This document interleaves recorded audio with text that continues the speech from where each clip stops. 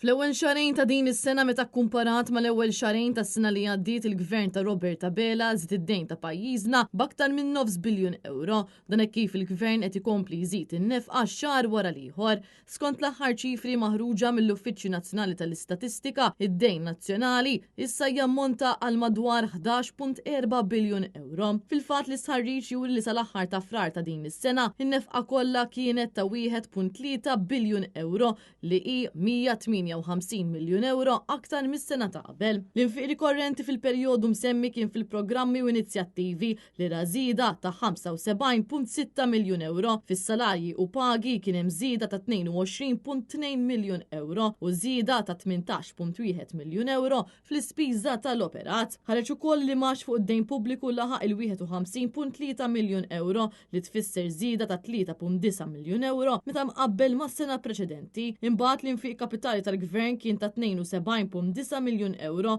li ju 34.3 miljun euro aktar meta mqabbel mas-sena li għaddiet. U minkejja l-differenza bejn id-dħul u l-infiq irriżulta f'surplus ta' 229.6 miljun euro fil-Fond Konsolidat tal-Gvern fuq sena id-dejn ta' pajjiżna xorta waħda żdied b'nofs biljun euro. Intant il-kontributuri ewlieni tad-dejn kien propju kaġun ta' żieda li ġiet irreġistrata fl-istoks tal-Gvern, dan fil-waqt li aktar dejn ġie reġistrat fil-kambjali tat-Teżor u fil-ħruġ tal-muniti tal-euro f'isem it-Teżor.